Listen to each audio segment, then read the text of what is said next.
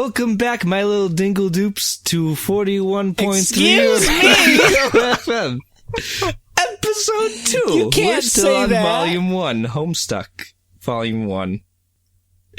Alright, so, few quick things. Last time in the first episode, I mentioned that we were going to try to do a full album per episode, and I do not know why I thought that was a good idea. Because it's not a good idea. I mean, no, it's bad.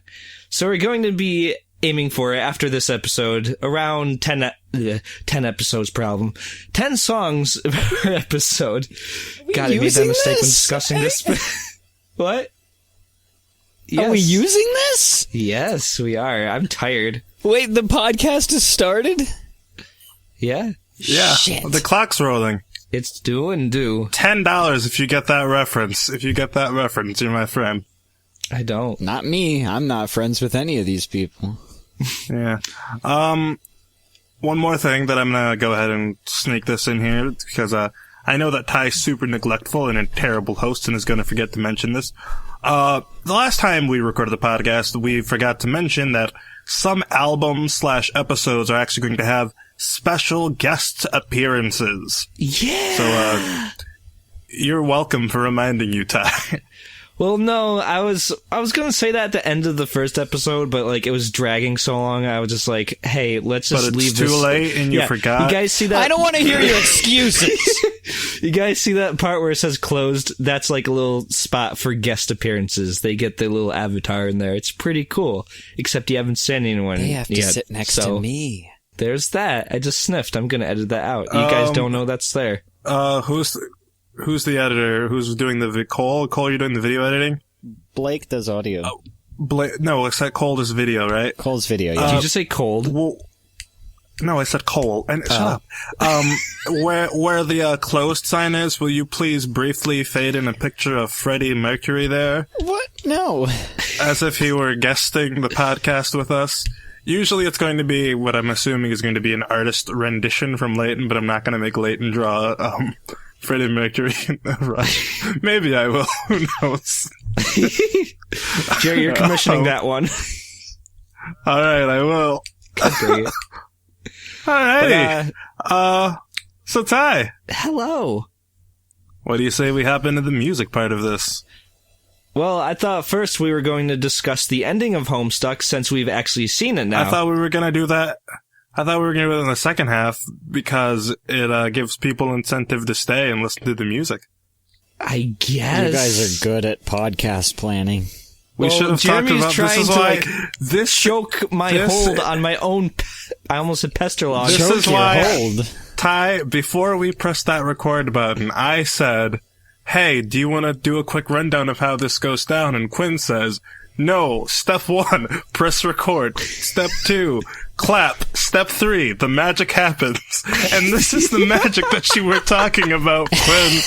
This is why we don't believe in magic in a young girl's heart.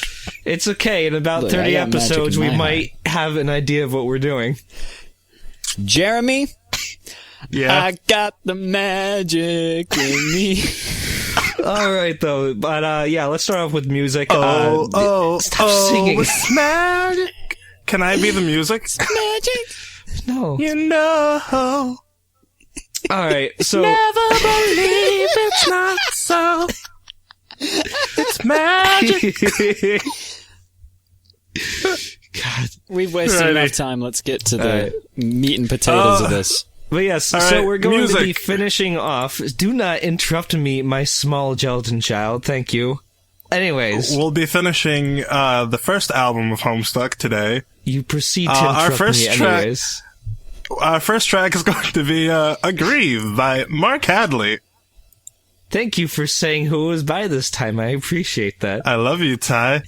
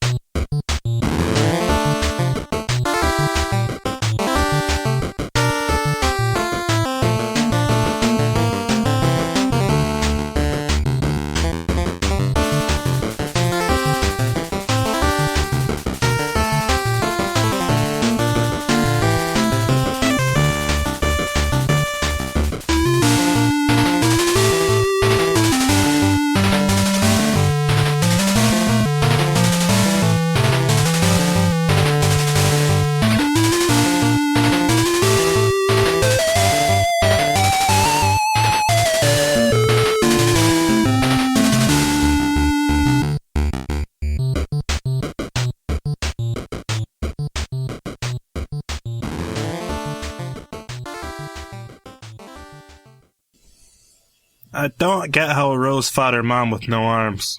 Jeremy, God, we're still doing this? She has Today. arms in the art for the track. I know she does, but I had to. Also, alternative joke, welcome to Beat Your Mom Simulator. Whoa. Okay. I also think in this animation, right. I do believe this is the one where Rose attempted to stick a knitting needle into a socket. What? Well, that was an empty threat. That was an It empty was suicide an threat. empty That wasn't threat, but active. wow, Rose, that's a little bit messed up. Yeah, a little That's bit. heavy for a 13-year-old. Well, do Anyway, you know what I like I the was song. staring at the first time You can go ahead, Quinn. I liked the song. Thanks. All right, wonderful insight. Ty? I liked it because it sounded like my old video games. All right, Quinn? I mean, what I take notice of generally is things like instrumentation.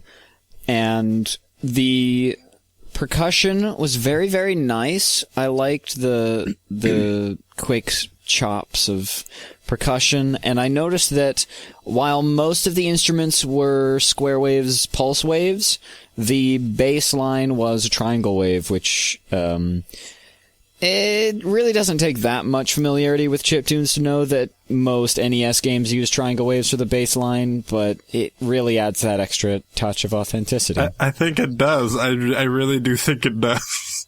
No, it doesn't. I don't think anybody knows what any of those words mean. It's literally the shape of the wave. I think you're the only person who's ever spoken those words out loud. When you have a much less a on a wave, podcast. Listen, I've been to plenty of beaches. I've never seen a triangular wave. look, when you have a synthesizer that makes a noise, you have an oscillator and it makes a Okay. pure tone. All right. Usually, it's got a few different modes. You've got sine wave, which is sort of like smooth up and down, All right. and it looks sort of like circles, half circles, You smooth lost up and me. down. Okay, and then you have like a square wave, which is sort of like notched. It looks kind of like a zipper, and it's Square wave doesn't come in until Act 6, Quinn. Jimmy, Cue the next track. leave it alone. The next track is Showtime. Edit out that coughing, Ty, you dirty No, Mongol. I'm not doing it. The Alright, this next song is Showtime, the Imp Strife Mix. This was written by Malcolm Brown and arranged by George Buzenkai, and also the fanfare at the end is by Kurt Blakesley. I'm sorry, Kurt, Blakesley. I fucked up your Good name. try. Really bad. Blakesley. Alright.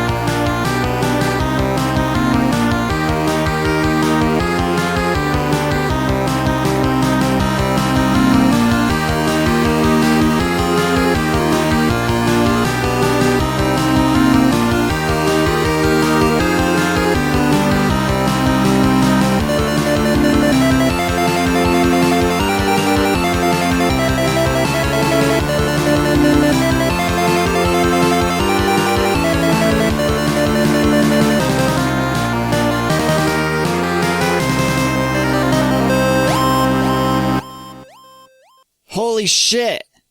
That was really good, though. Oh, man. Oh, one of my more favorite parts about that is, I know we're supposed to be talking about the music, but the actual sort of flash aspect of that. Jeremy, what do you think this podcast is about? We talk about the music. I thought this was about our friendship. What?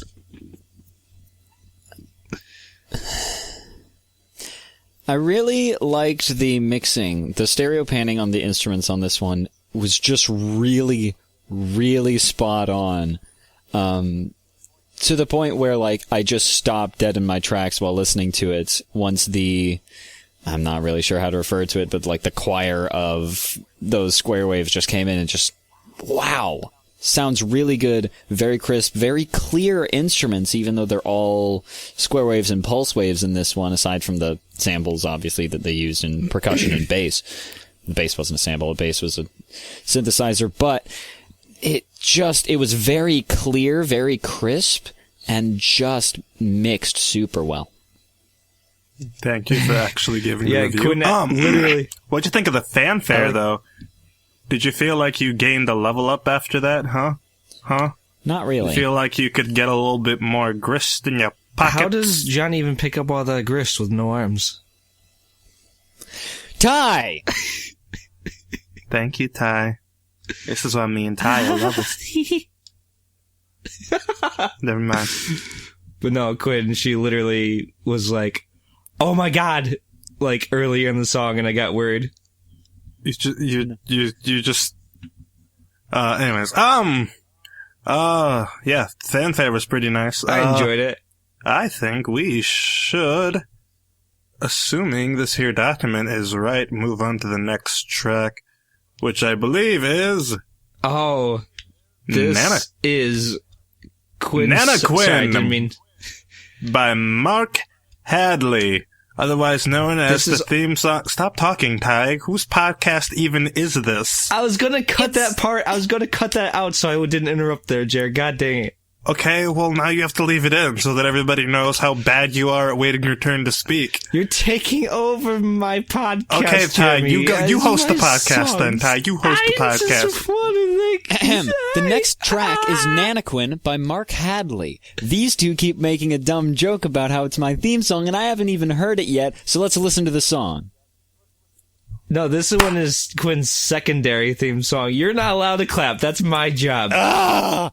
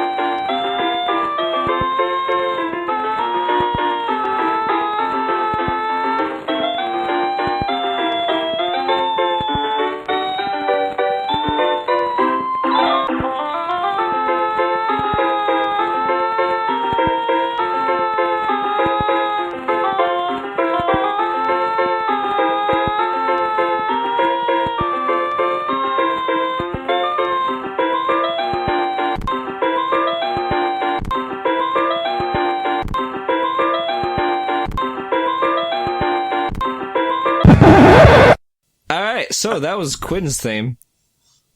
I don't know how Quinn makes that music with no arms. Enough with the stupid arms joke.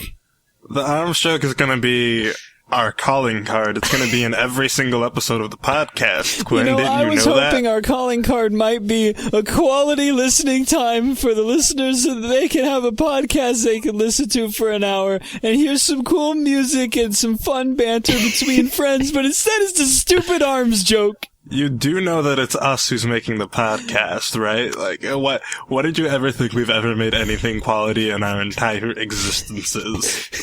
That's the main issue with your line of thought there. Your arm jokes are pretty quality. I mean, that was pretty creative saying that Quinn has no arms because Quinn isn't a character in Homestuck, but could be in another boom boom boom parallel universe. I mean, I'm in like a fan session. Same. Yeah. But, do you know who is a character in Homestuck? That's right, it's Nana. This is National Burn Your Grandmother No, I'm kidding.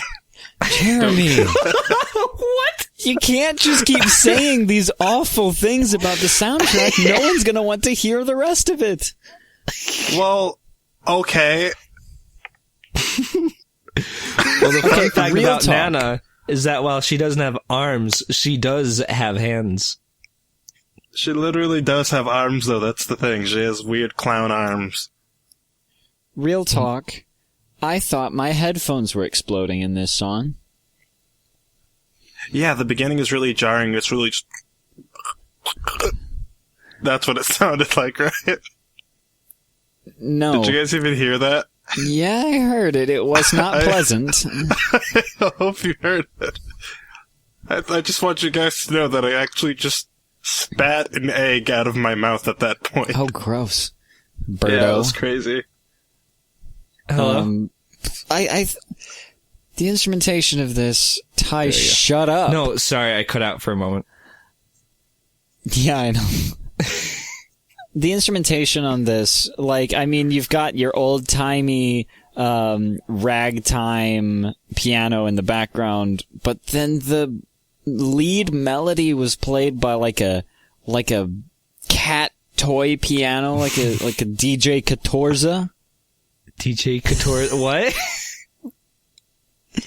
It's like a kazoo on a bad day. Have you not ever seen DJ Catorza? No. It's one of my favorite videos of all time. Well, I'll have to check it out. I might even This guy- link it in the credits. Boom, there they are, except you don't see them yet. The basic idea behind the video is this guy has a toy keyboard that's shaped like a cat's face, and then the teeth are the keys on the keyboard. But it also has a microphone attached to Sure, I it swear to God. that is really poor quality, so it sounds like it bit crushes everything. And he just walks around his house beatboxing into this cat piano and annoying his family members. That sounds, I love it. sounds pretty great. Jeremy, you're kind of harshing my mellow right now. Well, why can't I be Like, kind of Martian sounds mellow? cool though. Like just a microphone it's that shitty that it just sounds like it's bit Martian crushing your it. mellow, that does sound cool. Thanks, Ty. The next song we have is called Skies of Skya. Did we even talk about this song? Well, we did, Jer. I guess. I guess we did for like 45 seconds there. Okay, anyways, as I was saying, the next song is called... You should have kept going. You should have committed to that. I'm sorry. Anyways, as Ty was saying, the next... Get it? I said Ty this time instead of I. This song is called Skies of Skya. It's by Mark Hadley. Thank you, Quinn.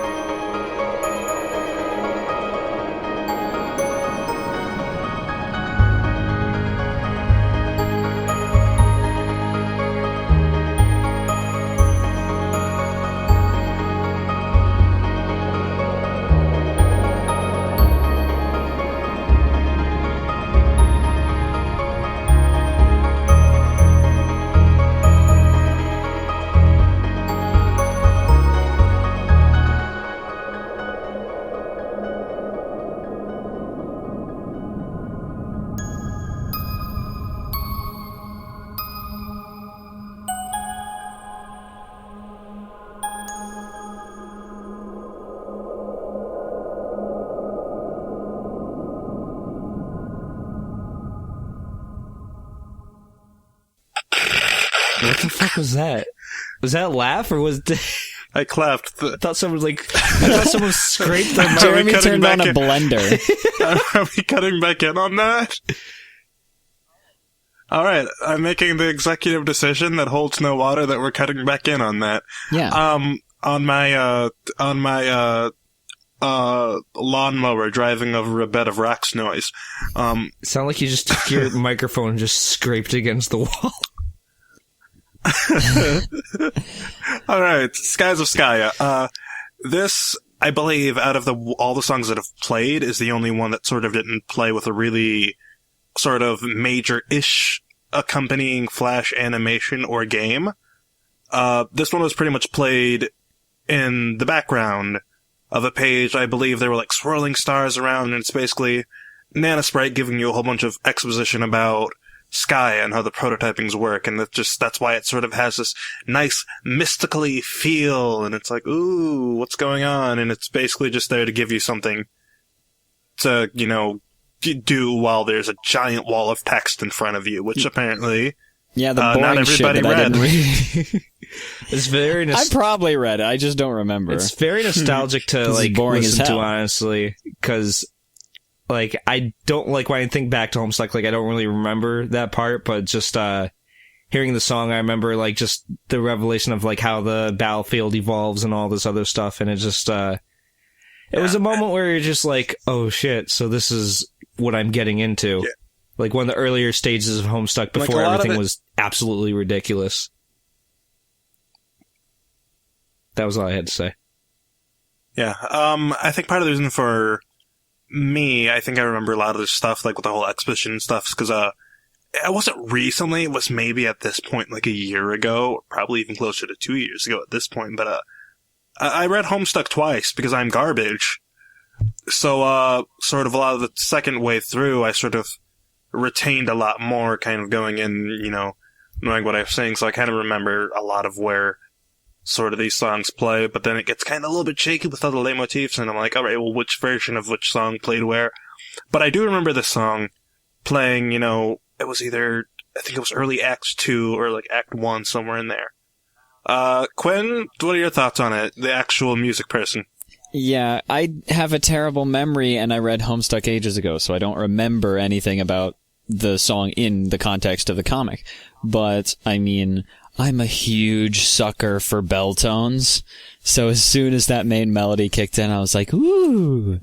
But then a little bit later, after the main melody on the bell tones kicked in for a while, there was this delayed piano that played in the mids, and I have to say that it reminds me so much of James Ferraro's Far Side Virtual.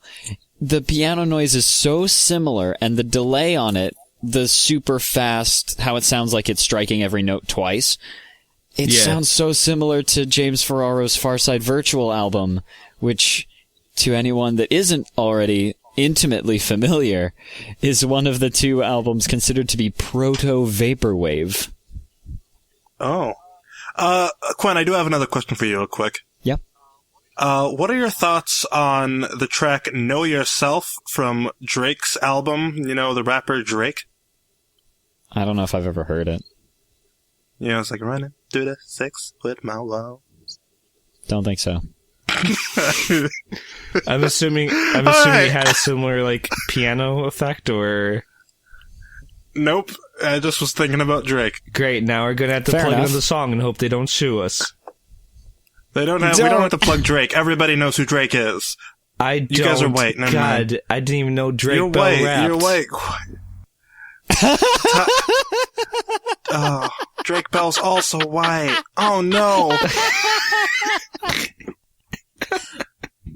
All right. The last song of our track is Aggrieve, the Violin Redux by Andrew Hussie and Mark Hadley. I believe it's pronounced Rideau.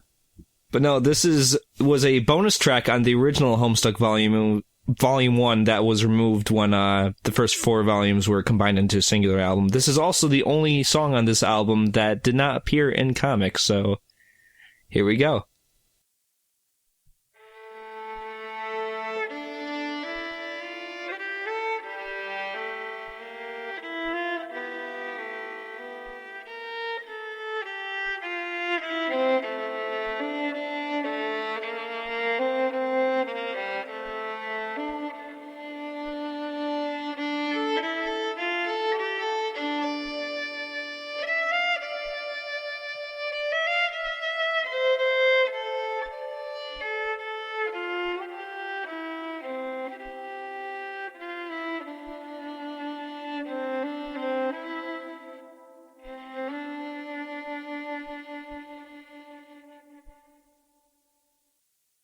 darn tootin', that's some good fiddling. Yeah, I can't believe that Rose played with no arms. Jeremy! Quinn? I love you, man. I love you too. I hate both of you. Okay, so this is a song with some violin in it. We really don't know that much about it. It's just, it's short. Like, all I can imagine is that it was an alternative to, agree with the violin refrain. I mean, for the first few albums, it's one of the only ones that didn't appear in the comic, and it just kind of tossed in there and was removed in the end when they compressed all the first 4 albums. So, not much to really say on it, unfortunately. There's not a lot of backstory, not a lot of context to give it, within the comic. It's not really based on anything in the story as far as we know. It's just kind of hanging out, and I'm like, all right, chill. Some chill violin playing. I don't really know that much about stringed instruments. Just Rose doing a bit of practice. I enjoy it, though. I guess Quinn speaks for us all when she says, darn tootin', that's some good fiddling. Thank you. And that was actually the end of Volume 1. My apologies. I know that I'm actually not the host, but Ty's tired. I'm also tired. So I'm just kind of talking, really, and I'm a bear. I'm a black guy. I'm here. You're a furry? And he is a furry. That's up for debate. No, it's not. I mean, if you guys, if any of you are friends with Jeremy on Mitomo, like, everyone calls him a furry constantly under every single thread. Ty, you're the only one who calls me a furry. Everyone calls him a furry under every thread. Anyways, I think that about covers it for Volume 1. So if Quinn, if you'd like to take it from here for a little bit. Yeah, here's what we'd like to do. Since Homestuck ended in the week that we didn't have a recording session on 4/13/16, we'd like to talk a little bit about the ending and what we think about Homestuck now that it's a completed whole over these past 7 years. But obviously, that's some super big spoiler territory. If you're not caught up on Homestuck, or you care about the comic and you're thinking about starting it later on, it's okay to close out the podcast and just go find something better to do with your life. But if you want to stick around and listen to us talk about Homestuck, that's going to be the second half of this podcast. In the meantime, to give people time in case their computers are really slow like Ty's, I'm gonna go to our sponsors for this week, which is not audible.com. We're sponsored by Apple. Sorry, Quinn, I know I ruined everything that you've been working on. Sponsored by the blue apple that John takes a bite out of. All right, who's our sponsor this week, Quinn? 41.3 Radio Episode 2 is brought to you by Game Thesis. Game Thesis. Genuine gaming bullshit. Alrighty, so I guess now that that's out of the way, let's sort of delve into our thoughts on all of our favorite anime, Homestuck Act 7. I can't believe Homestuck finally became an anime. I mean, how did they even do all that with no arms? How do you draw an anime with no arms? How do you live without me? I want to know. I don't. We'll get to that song later. Don't worry. Hope you guys like copyright infringement. We were dangerously teetering on the line because I'm pretty sure this music's all copyrighted anyways. Alrighty, so out loud, they'll know. Act 7. White curtain, it was horrifying. And it opened, and you see yeah, that's right, Ty. You see Calliope standing there. It's the post Caliborn takeover. Are you going to give a play-by-play of the whole damn animation? I'm not, but it starts out with Calliope, and I'm like, okay, cool, this art is clearly not done by Andrew Hussie, and I'm like, alright. But then she lifts her arm, and not in the traditional Homestuck style where it's like, it's sort of done via panning or sort of stop-motion GIFs. It was a legitimate, and I was like, Yeah, that's the noise I make when I raise my arm. No, legit. Like, me, Jeremy, Quinn, and a bunch of other friends were in call, like, to watch the ending together.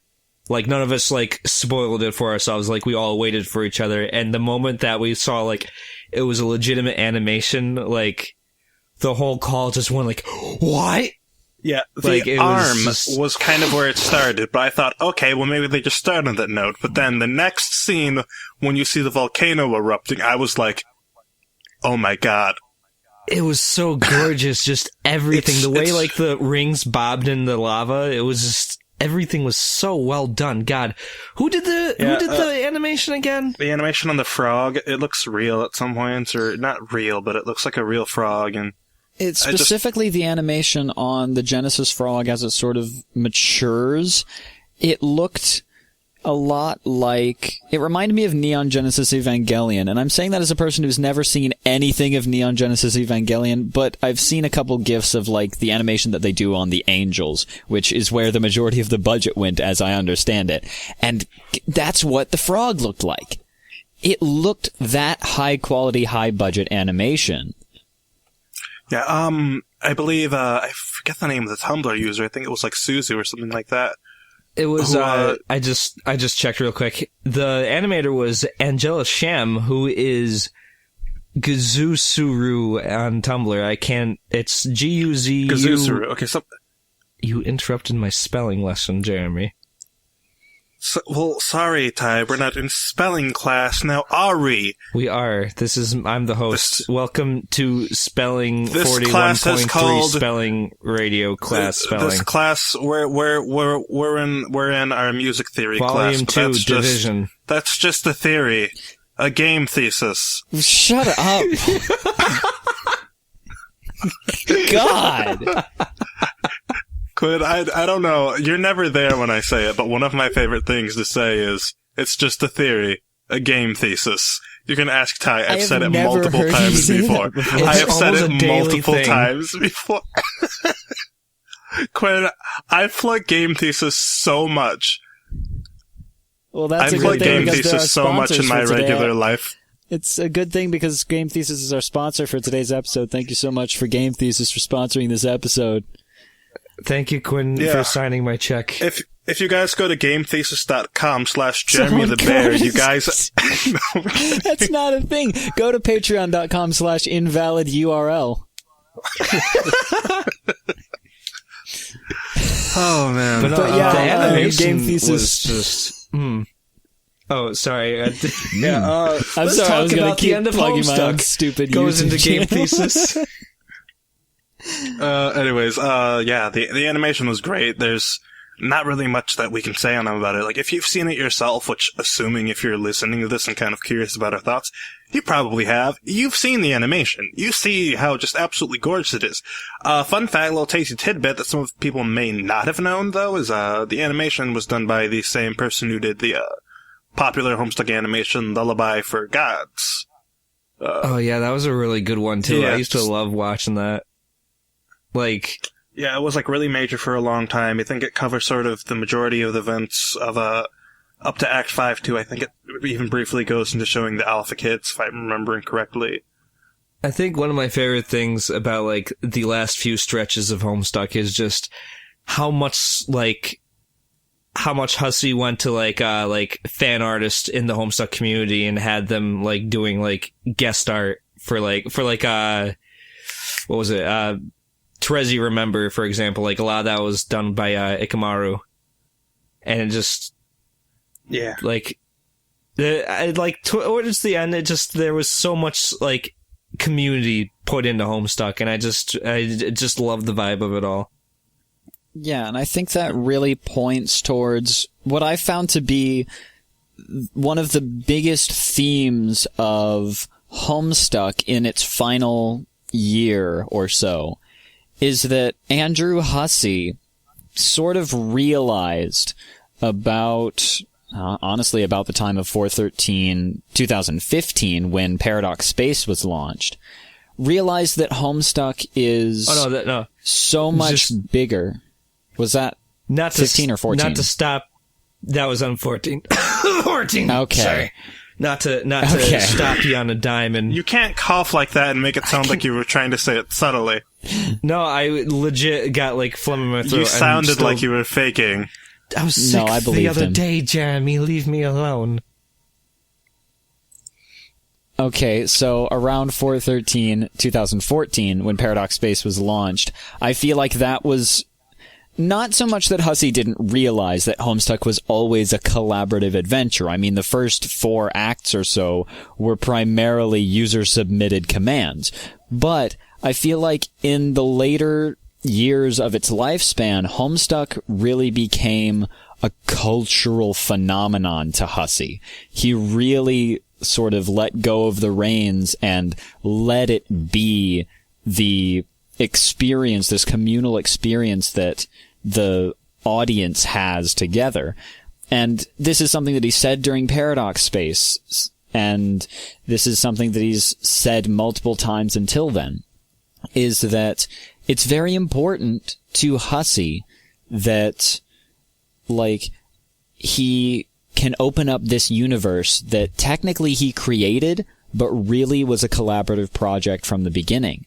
He opened up this universe that anyone who writes a fan fiction or creates fan art or does music or voice acting or creates anything within the fandom or even just theorizes about how the comic could go, any of those could potentially be completely valid in things like alternate universes or dream bubbles, or at the end of Homestuck, many theorize that they succeed in creating the new universe where all the major characters live happily together. And that is something that's very important, I feel, to Hussie, is that he could give us this opportunity to really come together as a community.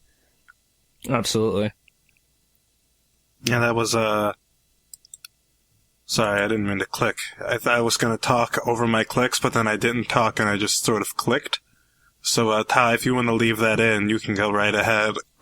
No, I'll probably cut it out.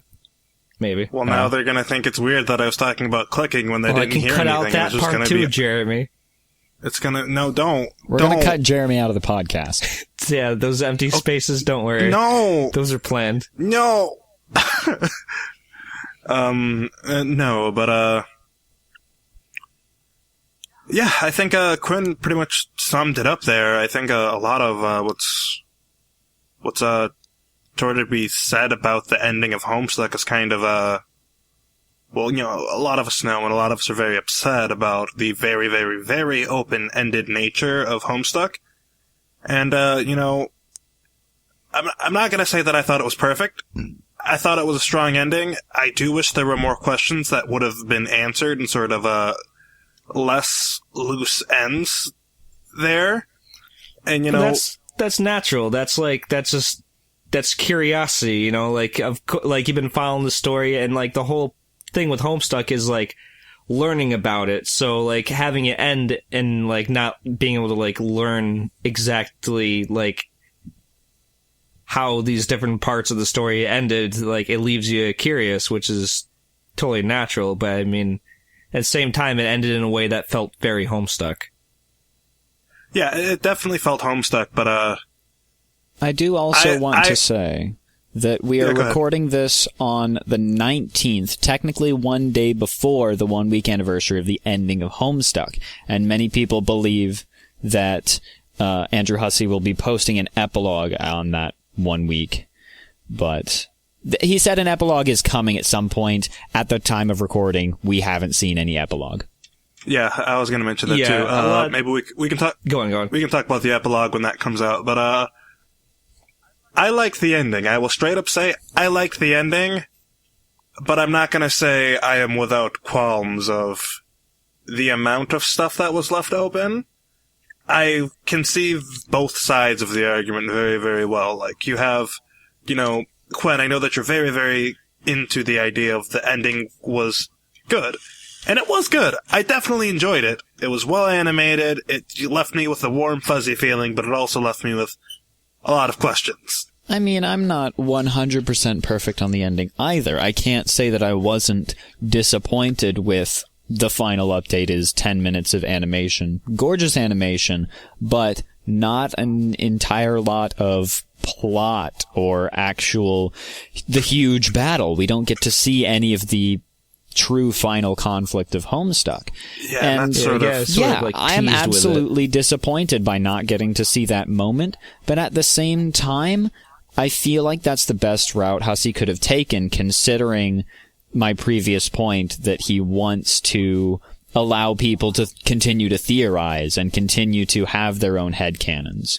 Yeah, one thing that I was talking about is like sort of the night that the update dropped, there was a lot of negativity, and I know that there was also a lot of bounce back to that negativity.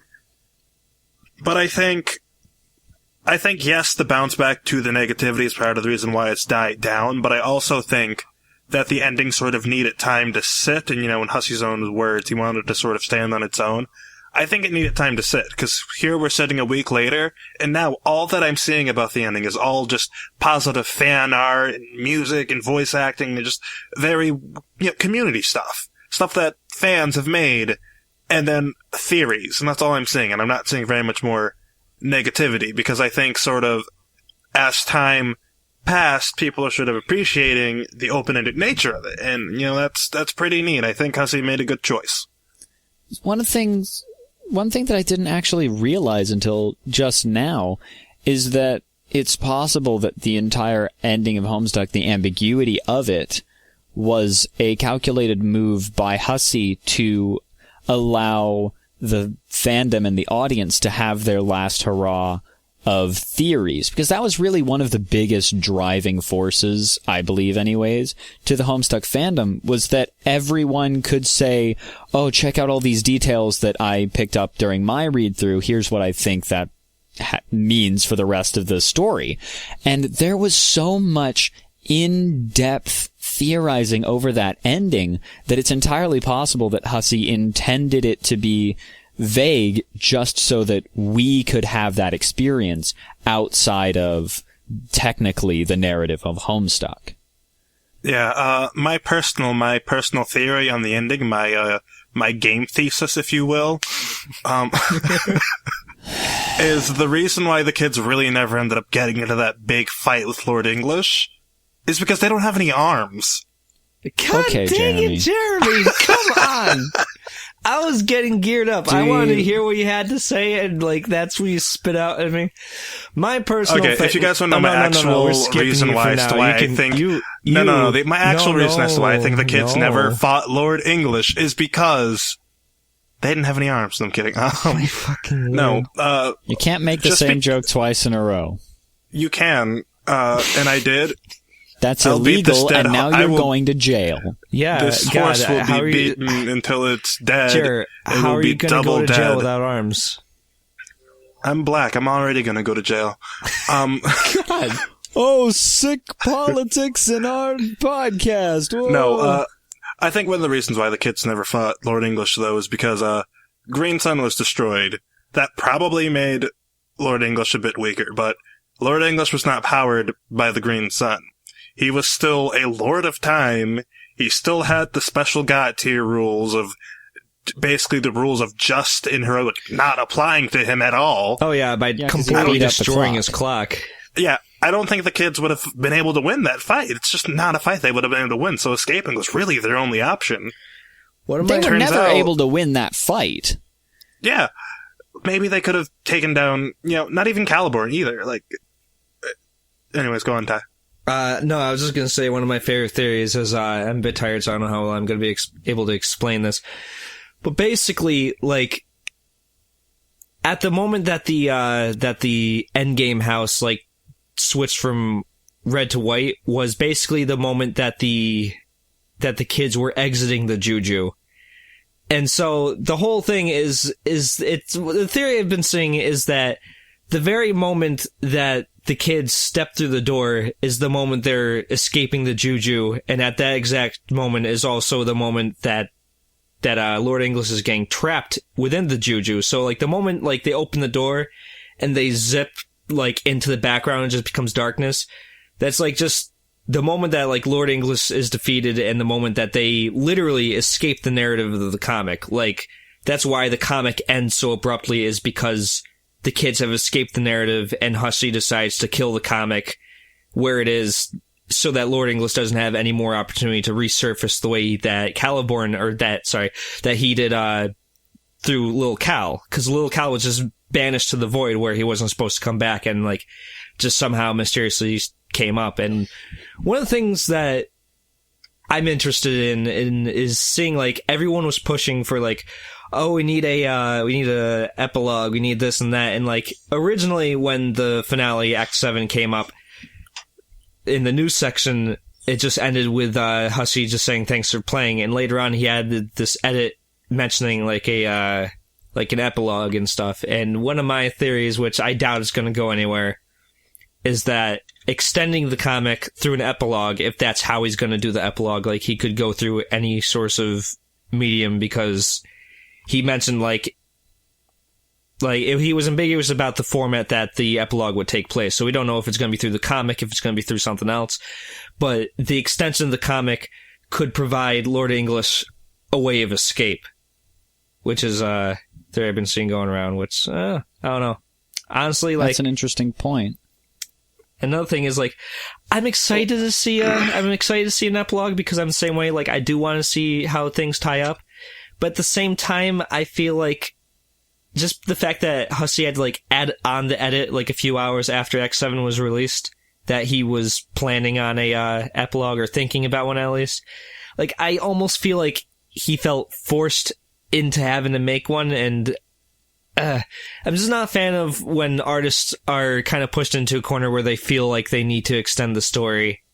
Like, yeah, I feel like he was probably thinking about it beforehand, because in the post he did say, I've been thinking about it for a while. Yeah, that is so true. I don't think it was so much. It's not so much that like he saw the reception and was like, oh no, I have to fix my mistake. I just think I don't think I'm not going to say the backlash played no portion in it, but I really don't think that there was any thing that Hussie could have done that would have made absolutely everybody happy.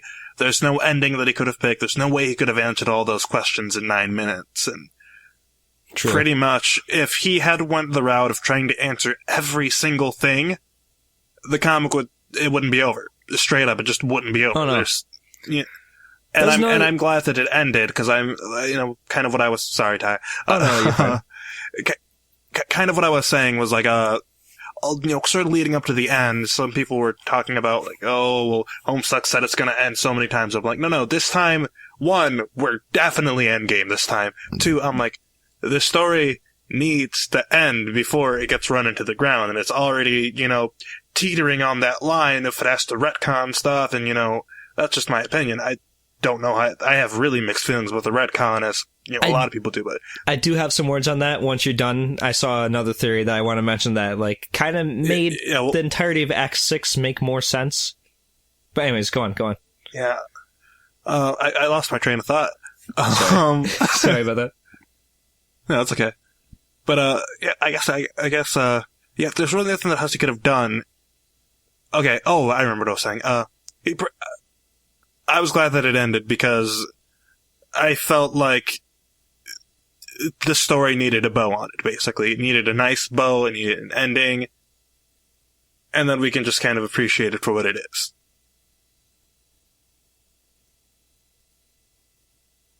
True.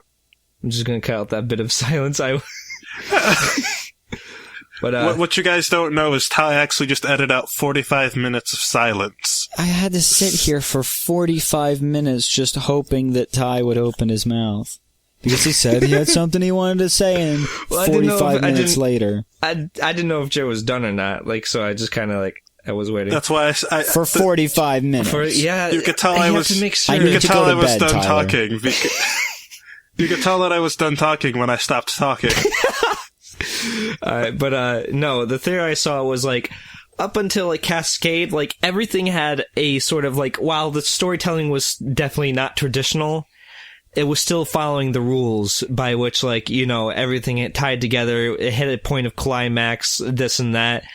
And something someone was pointing out was that at the point where the story kind of stops being a properly built story is the point where Hussie like dies and Caliborn starts taking over the comic. So it's like theorized that like that the reason, like, you know, like it's built up like Dave's supposed to defeat Lord Inglis with the Welsh sword that I can't pronounce for the life of me, like cattle scratch, like all these little things, like there's like all these like foreshadowings and like just kind of like cliche, like this is the hero to do this.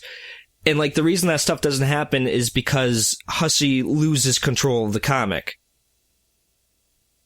in Act 6. I'm down to clown with that. So like it's like a super meta, like, I don't know, I'm terrible at explaining this stuff. And where I was reading this, it was so long and intricate, like I can't do justice of like how they mention or how they put the theory. Yeah, I think like we get the gist of it, but also I don't want to fall into this same sort of trap that the Homestuck audience likes to exploit, which is finding obscure details that maybe might relate to the state of the story or how things are going, and then using it to explain what would otherwise be perceived as plot holes.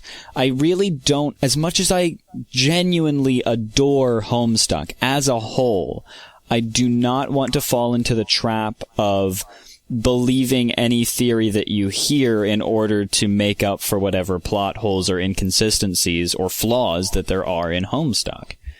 Oh, no, I know that. It's like, God, I wish I could go into the detail of it. Like, it was mentioning stuff like just how, like, Dave, like, towards the end was mentioning, like, when Rose was talking about character arcs and, like, shipping and stuff, and Dave was just like, dude, we're normal people. We don't have character arcs. It was something like, at that point, the characters were like, they weren't characters anymore. They were like their own people and like stopped following these like pre-written rules and stuff. And like, I'm not saying that like that's like a definite theory or anything like that. I'm not saying like I believe it like full force. I'm just saying like it's a really interesting thought, and like if it is true, Absolutely. like it's crazy how just well put together it is in that manner.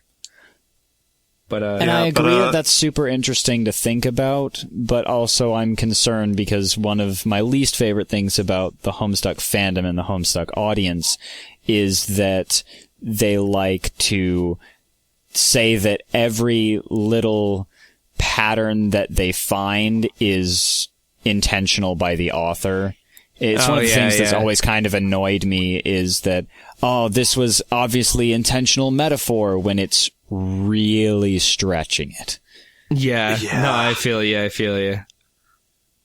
think the worst one that I saw recently is like somebody's talking about like, hey, we found another 413 in the comic, and it was like, you know, it's because of the time zones. It's like 4 o'clock at this time zone. I'm like, all right, you stop. Just stop now. Yeah, no. That's because Hussie bred an entire like colony full of like conspiracy theorists, basically.